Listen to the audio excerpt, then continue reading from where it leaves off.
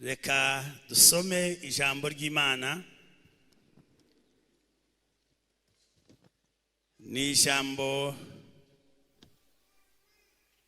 ryanditse mu butumwa bwiza, n'abana bato bararizi batanasomye bararifata mu mutwe.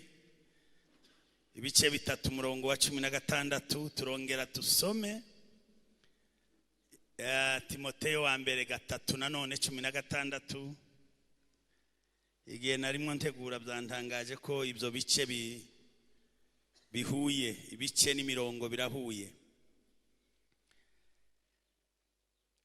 Ubutumwa bwiza nkuko bwanditswe na Yohana, ibice ni 3 umurongo wa 16.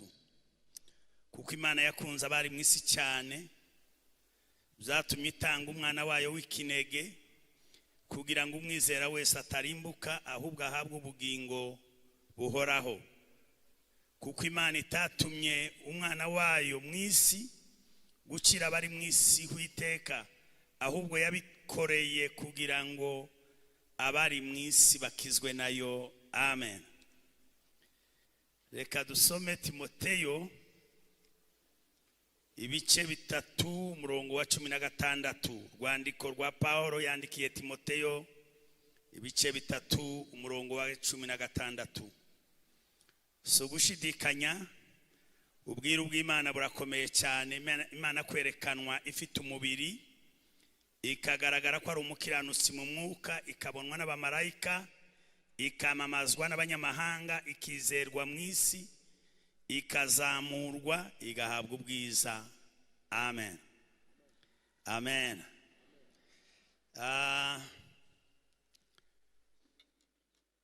Ntabwo tumenyeranye cyane, ariko icyo tuzi gusa nuko muri abantu bakuru nta bintu byo kuvuga ngo mwumvise se ngo ni mwumve. Abantu bagira uko bifata mu kumva. Hari abagaragara nk'abumva cyane batarimwo bumva, hari n'abagaragara nk'aho batumva ariko bumva cyane. Abigisha izo position zose turazizi. Hallelujah.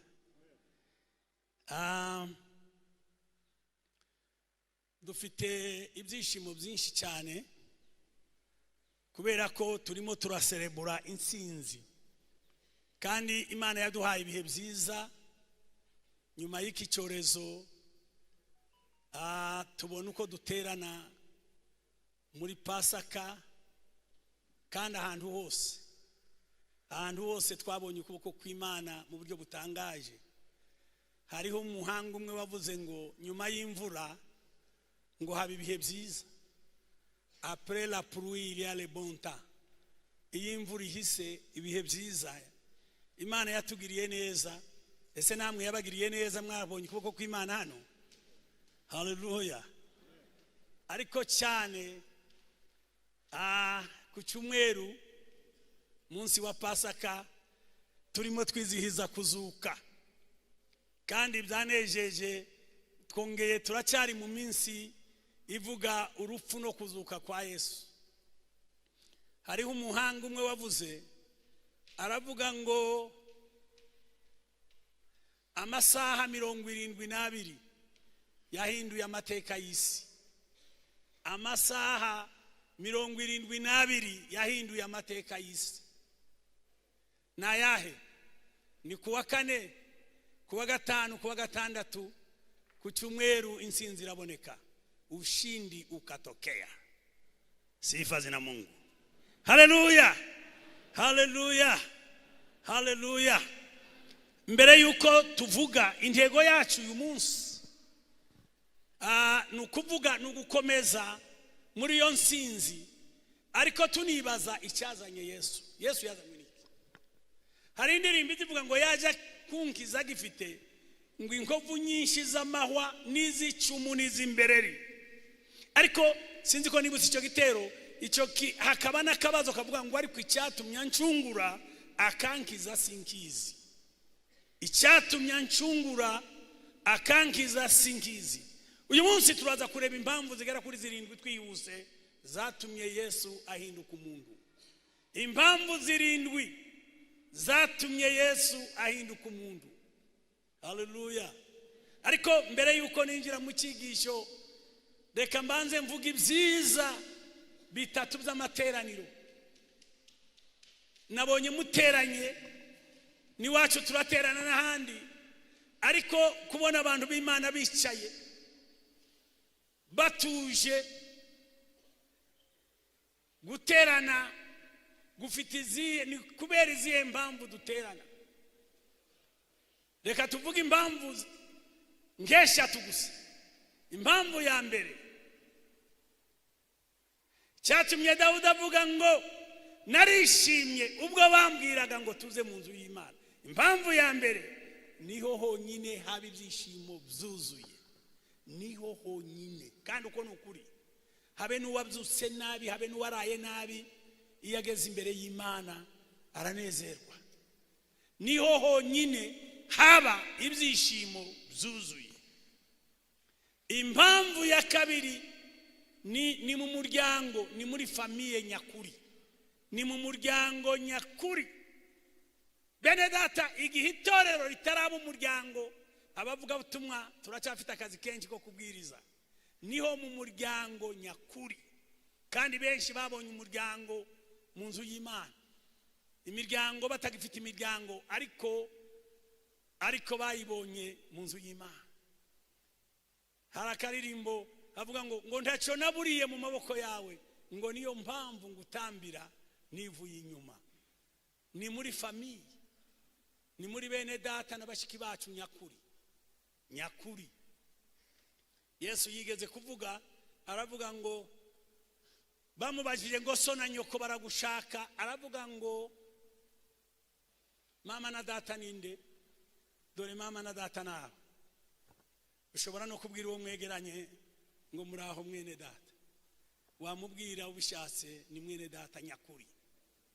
Haleluya. Ni mwene data. Icya gatatu cyiza cyo mu nzu y'Imana, icya mbere twari tuvuze niho honyine haba ibyishimo byuzuye.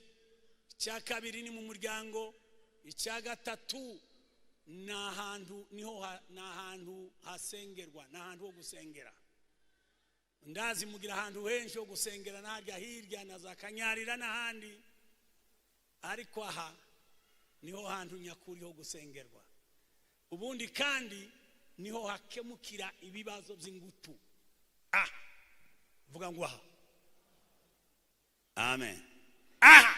Niho hakemukira ibibazo by'ingutu. Mu nguni z'urusengero niho ba Samweli bavuye. Hariya.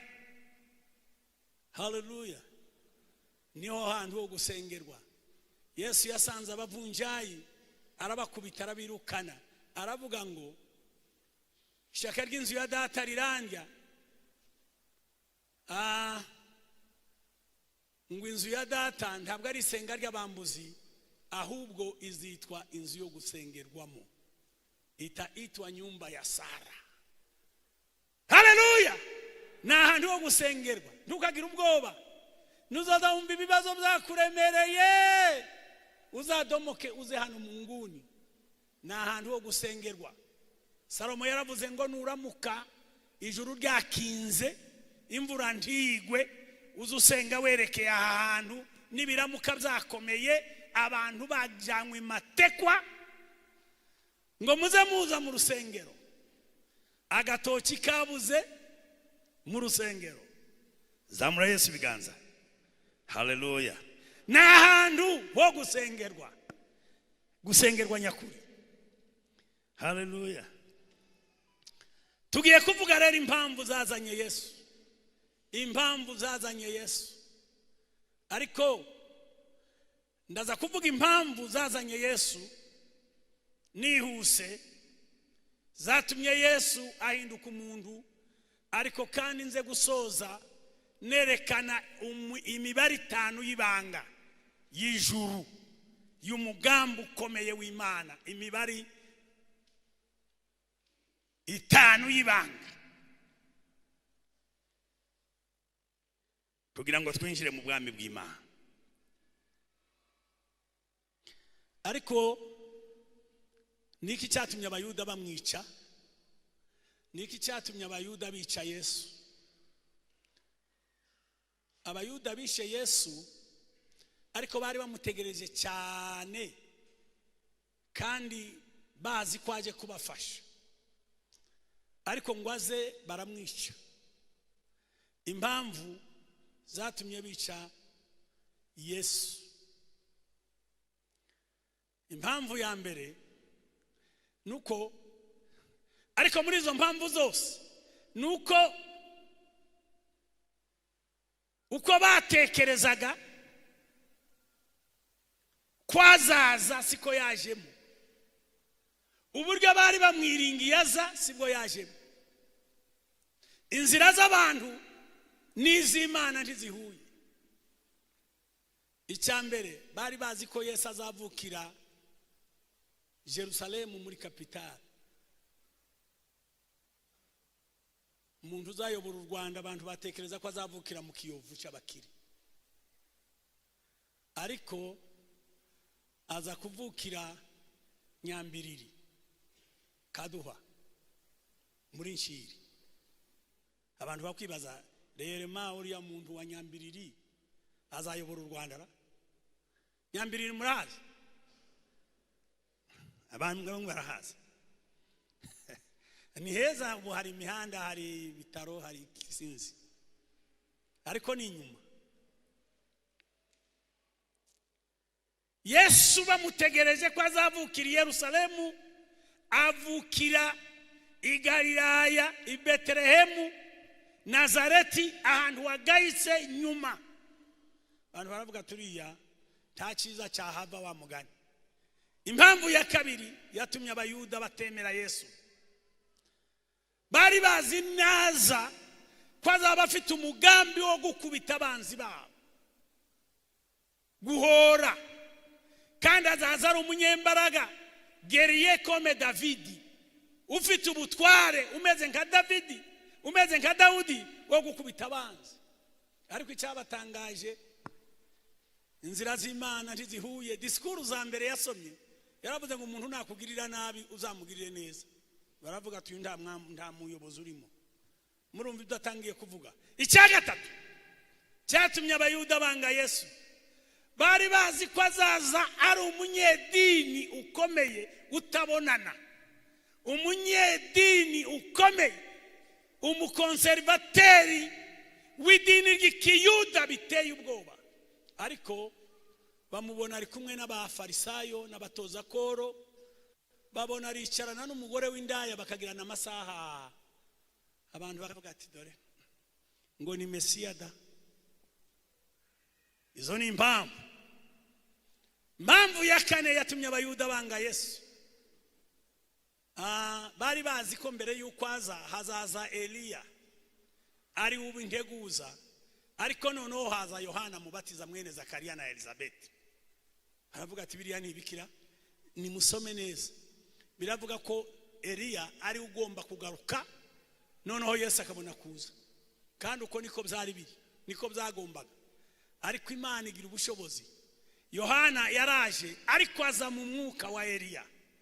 Ninkaho housing yari Yohana, ariko imbere yari Eliya, kuko nta kimana idashobora.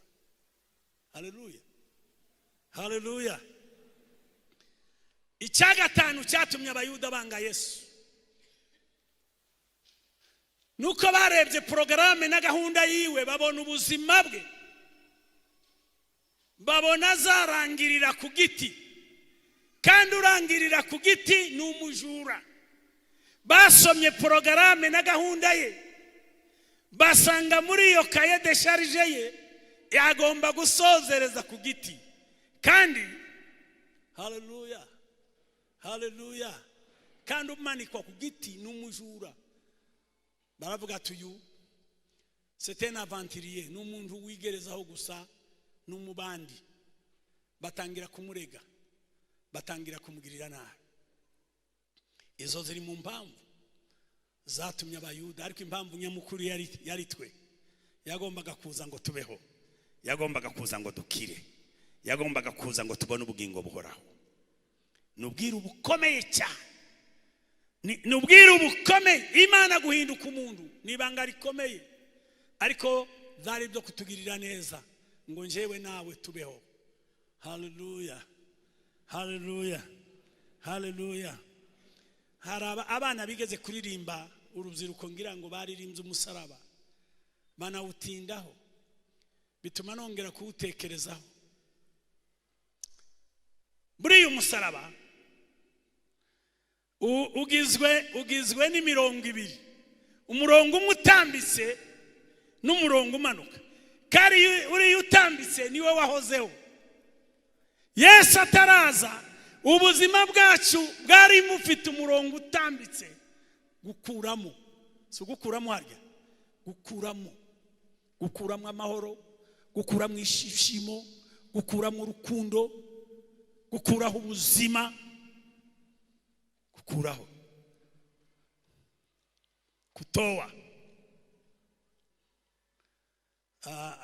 Abazi icyongereza bavuga ngo ni minus.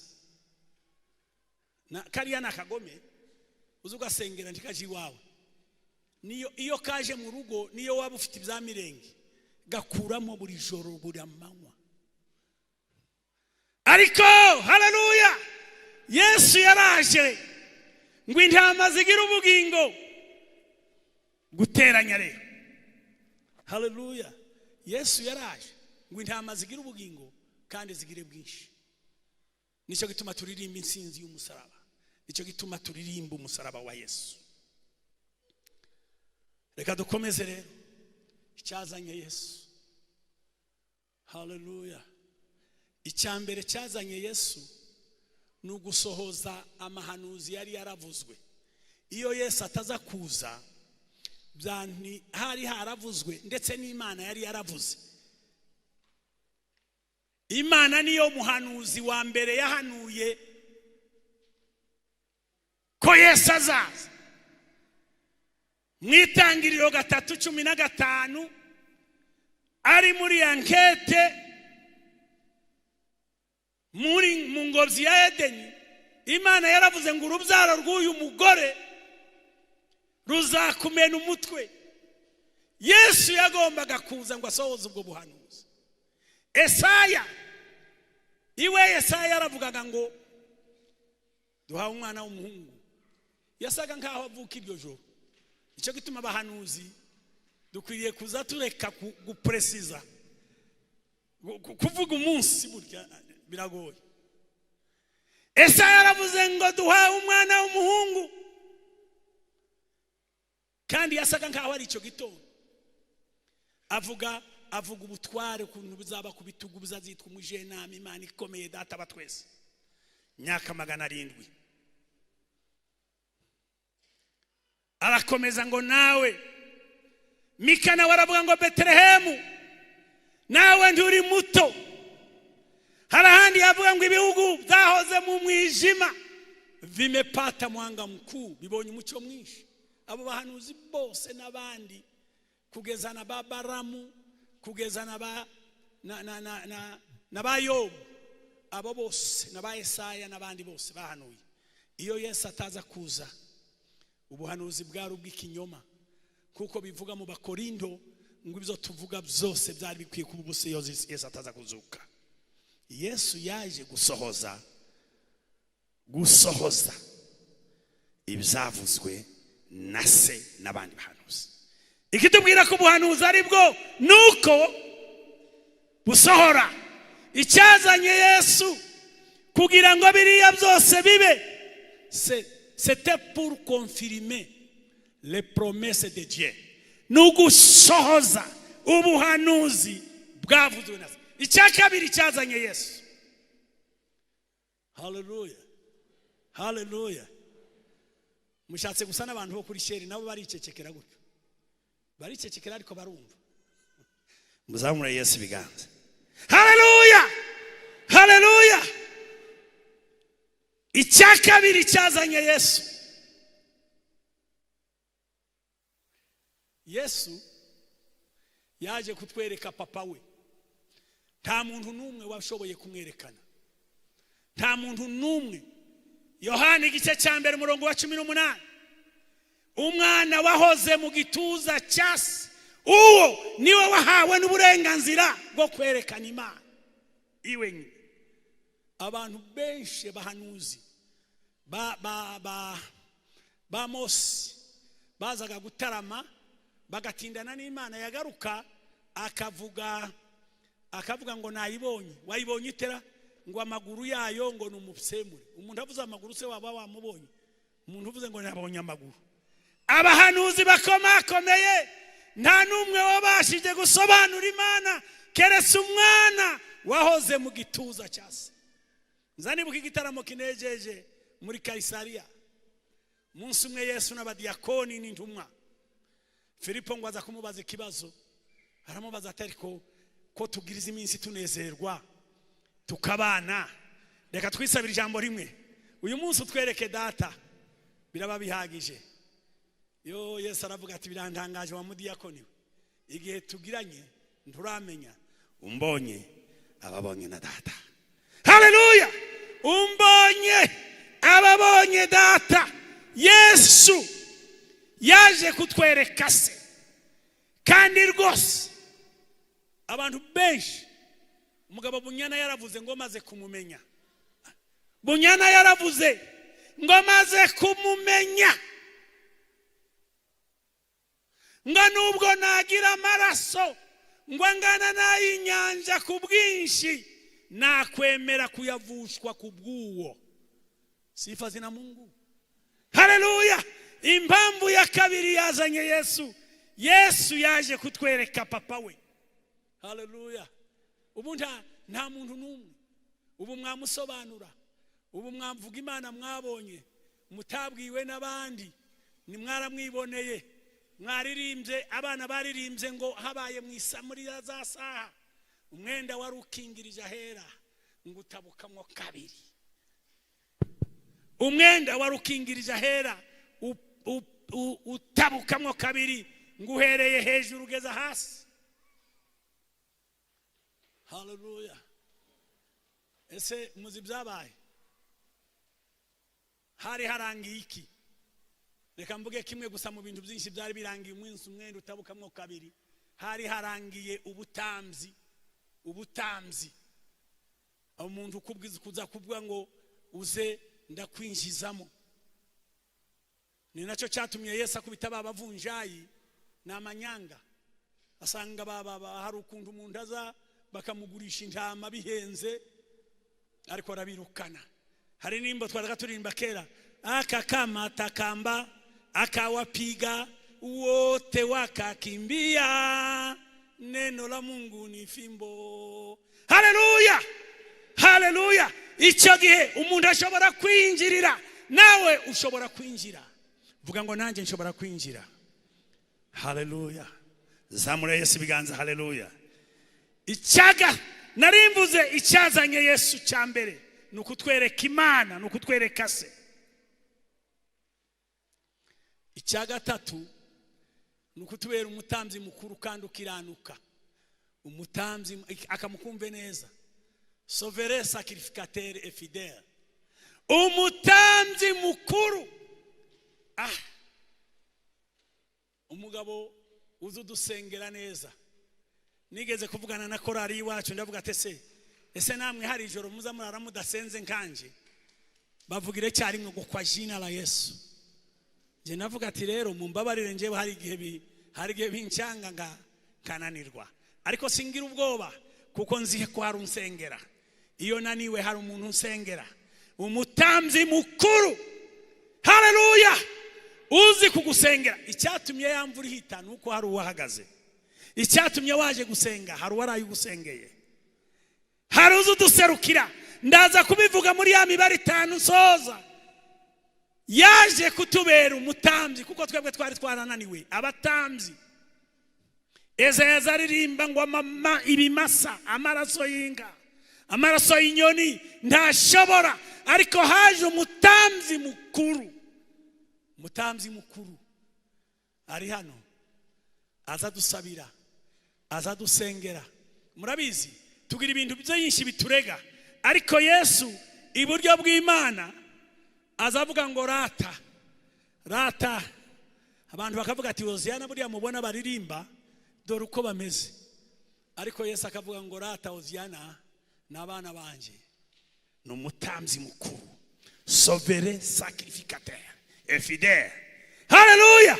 Yaje kutubera umutambyi mukuru, abandi batambyi bananiwe kandi binjiragamo bafite ubwoba bakanagwayo, ariko Yesu ntabwo yinjijweho n'ibicumuro byiwe.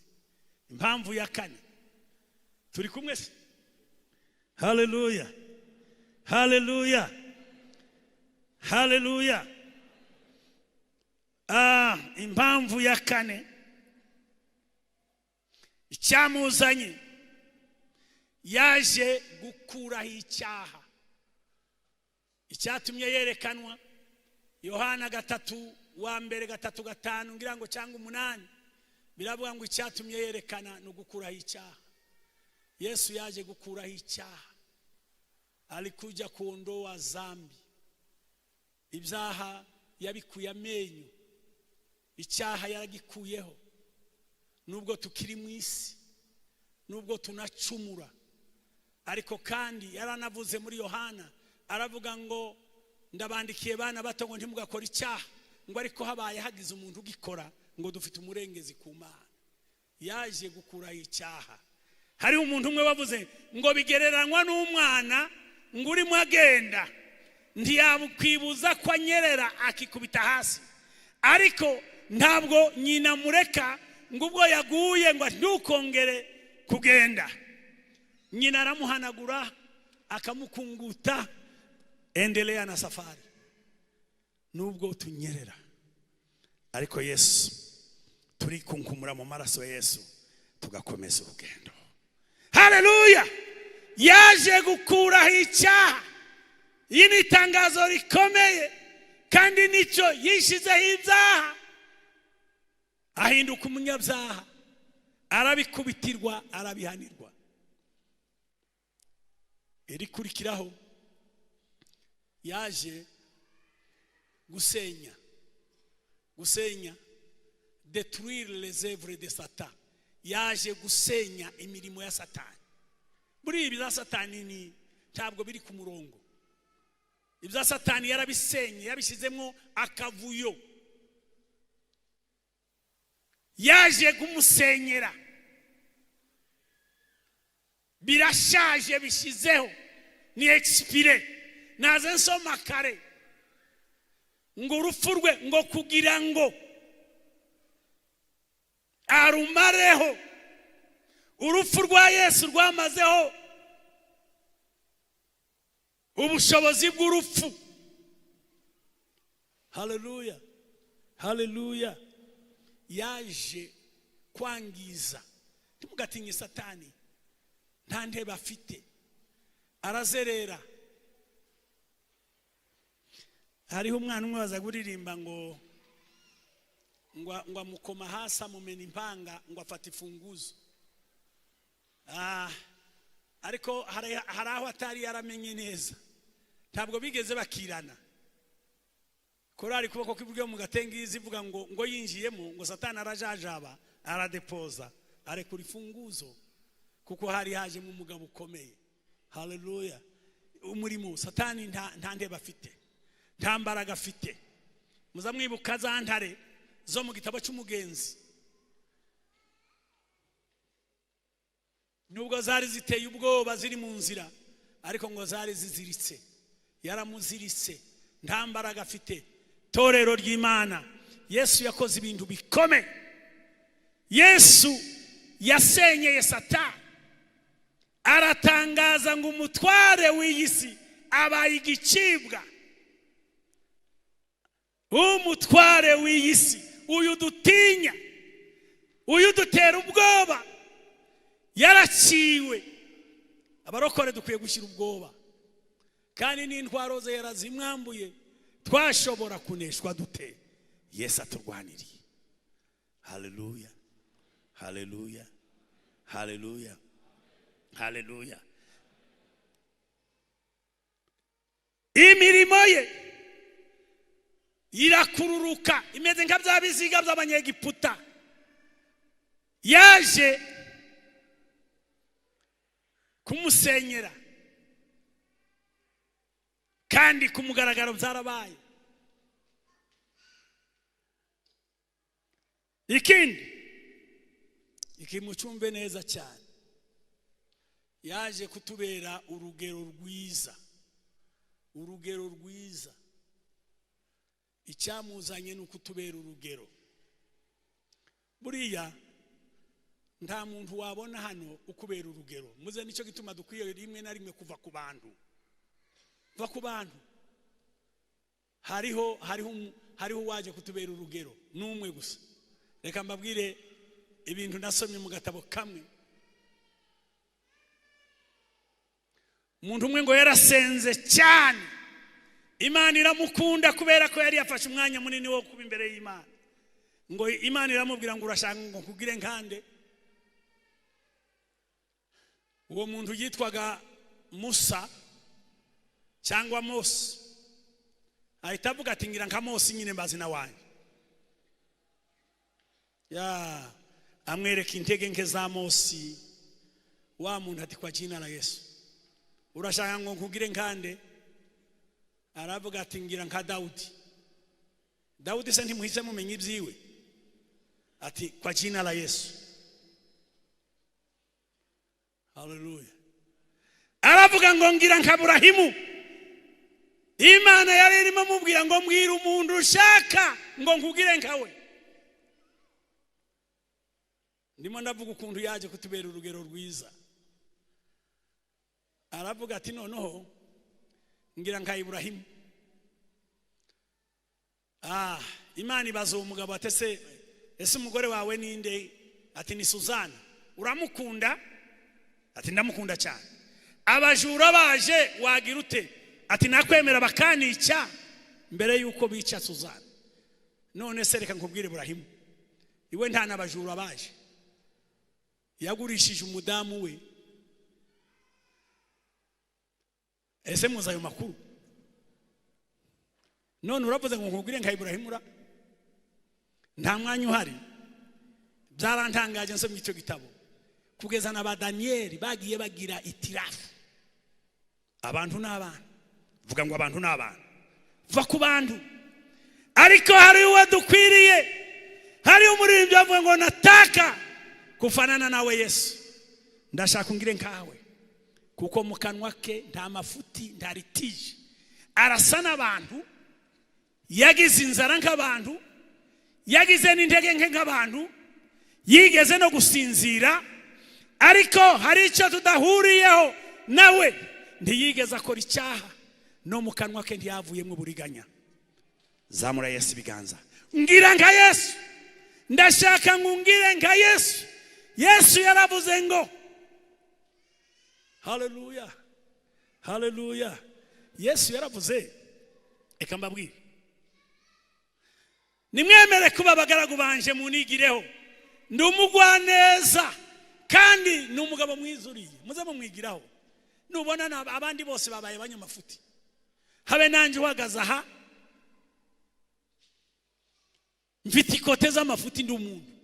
Ariko uyu twizeye ndagira amafuti. Nukuri. Yasutse. Yacecekeye imbere y'abamukemura. Ngo ameze nk'umwana w'intama wacecekeye imbere y'abamukemura. Mu kanwa ke nta buriganya. Mwemere kuba abagaragu banje munigireho. Ndoroheje. Ndi umugwaneza. Ni mpole na mnyenyekevu wa moyo. Il est doux et humble de cœur. N'umugabo mwiza n'ukuri. Haleluya. Uyu tugomba kumwigiraho. Abantu bose wababonyemo amafuti ukareba. Abantu bose ukabona nta muntu numwe, ariko hari umuntu ni Yesu. Tumwicubahiro Yesu. Haleluya. Haleluya. Ntagira amafuti. Agira imbabazi. Agira impuhwe. Aroroheje. Hari na disikuru yavuze, iwe akunda habe n'abanebwe. Muzi ko akunda abanebwe. Ngo urumuri rucumba mwarimo gakumba. urumuri rucumba ngo sinzaruzimya aho ngo kandi n'urubingo rusadutse narwo sinzaruvuna. Uyu ni umugabo mwiza kweri. Yaraje ngo atubere urugero. Yaraje ngo atubere urugero. Icyanyuma cyazanye Yesu. Icyanyuma yaje gutegura kugaruka kwe kabiri. Il est venu préparer la seconde venue. Il doit nécessairement venir. Zange bikunda Yesu azaza kandi yabiteguriye rimwe. Birya byose yazategura. Baza bavuga ngo kugaruka kwa Yesu kwabaye umunsi kwatangiye umunsi wa Pentecote. Birya byose yari mwategura n'uyu munsi ashobora kuza. Il doit nécessairement venir. Azaza Yesu. Yaje gutegura. Azaza gukora iki? Abaheburayo 9:28 mbere yaraje ngo akiza abantu ibyaha ariko azabaje kuduhemba. Hallelujah. Hallelujah. Harakaririmbo mwigeze kuririmba. Ngo kubw'ubuntu bw'Imana twemerewe n'Imana ariko kandi kubw'ubuntu bw'Imana busaga twahawe kuyikorera ngo noneho twibeshererweho na Yesu ngo iyo twamamaje ubutumwa ni faida kwetu kabisa. Hallelujah. Hallelujah. Reka nsoze. Icyamuzanye harimo no gutegura kwa azagaruka. Imiburo yarashitse, ibiye byarashitse, Yesu azagaruka. Reka mvuga iyo mibari nihuse iroroshe. Iyo mibari y'ibanga nsoza. Umubare wa mbere kandi unukuyimenya neza ukayimenya nkuko wizi. Imana ntiyakubyusa nijoro gakumba mwarimo wacu ngo nikubaza ngo uvuge ngo sinzi ko ndi gakumba. Urabizi neza waba ukangutse mu bitotsi urabizi. Iyo mibari niko tugomba kuyimenya. Umubare wa mbere nukumenya ko Yesu yapfuye mu cyimbo cyawe. Abarundi baza bavuga ngo mu gishingo cyane. Ukabubizi neza ko Yesu yapfuye mu cyimbo cyawe. Uwo ni umubare w'ijuru. Ukabubizi neza. Umubare wa kabiri ukamenya ko yazuse. Ukabubizi neza. Ukabimenya neza. Nta yindi teoloji. Ukabubizi neza. Wabuzi gusoma utabubizi ariko ukamenya ko Yesu yazutse. Gatatu ukabubizi neza ko yazamuwe. Il est retourné au Père. Yasubiye kwasi. Nyuma y'iminsi 40 yarazamutse kumanywa. Bantu bageze mu Israeli baza babatembereza naho hano. Ngo arazamuka. Bamuherekeje. Barya 11. Ariko ni gitangaza. Biza binezeza.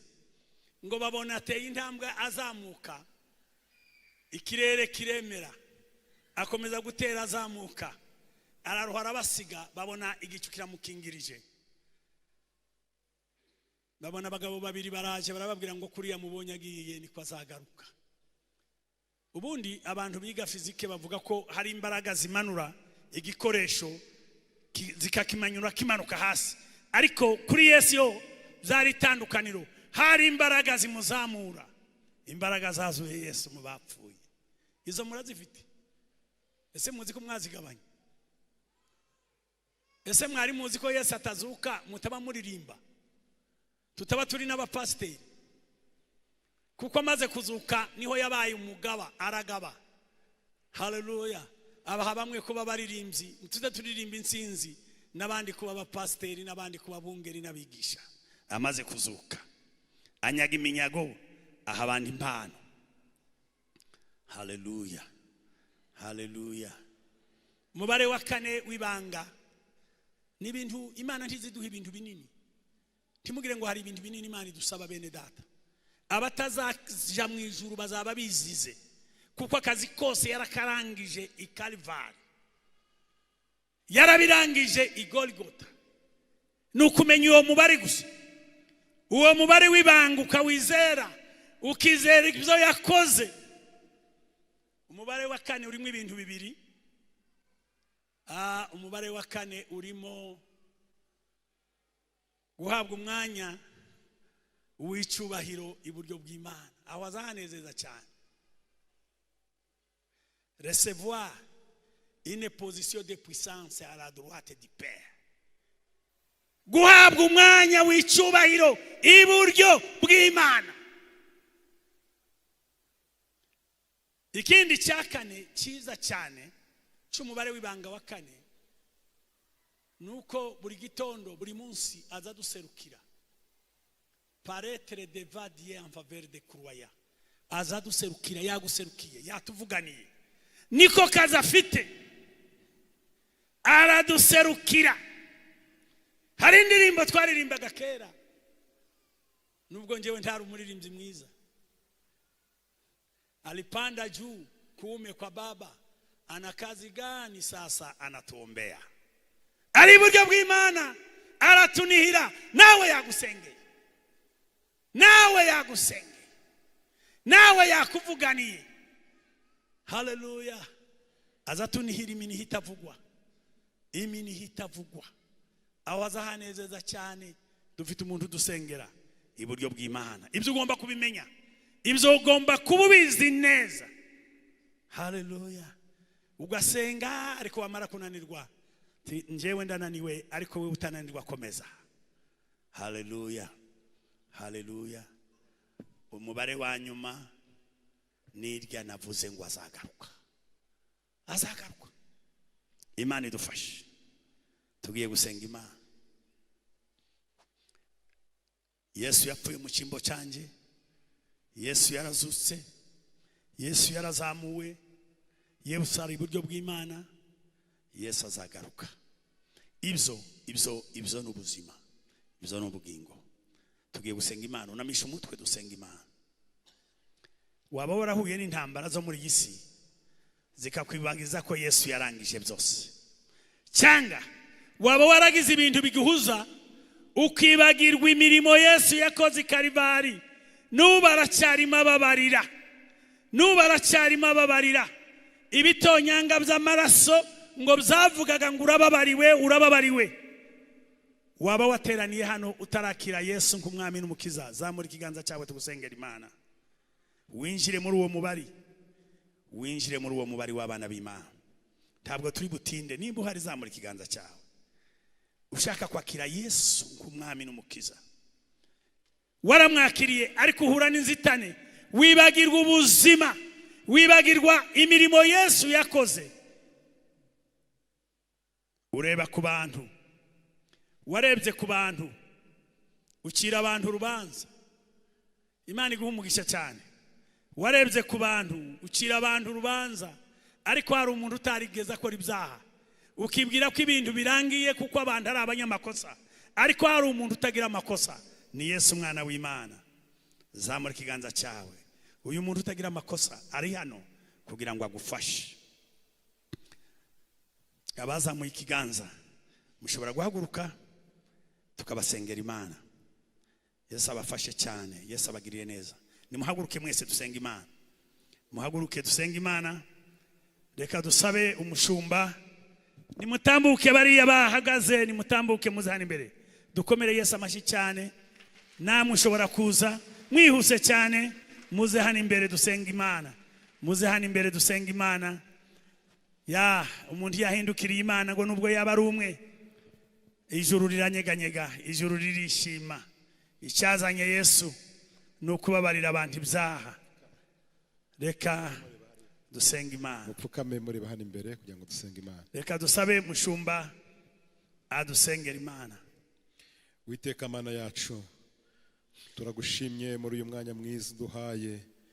Banga barapfukamye kuko bumvise ijambo ryawe.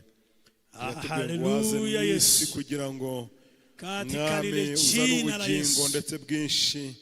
Abanga barakwemeye, barakwizeye, barakwakire mu mitima yabo. Mwami turabasengeye kugira ngo babarire ibyaha bakoze byose, bicumuro bagucumuyeho. witeka imana yacu, maraso yawe beze kandi abatunganye, uhereye nonaha bandikure mu gitabo cy'urupfu, bandike mu gitabo cy'ubugingo, bahindura abana bawe, bambike imbaraga z'umwuka wera, kugira ngo umwuka wera bayobore, kandi kugira ngo umwuka wera bakomeze muri uru rugendo batangiye. Mu izina rya Yesu rugana mu ijuru, turabasengeye kugira ngo babere umujyanama, babere inshuti nziza. Urakoze kubyumvise, mu izina rya Yesu.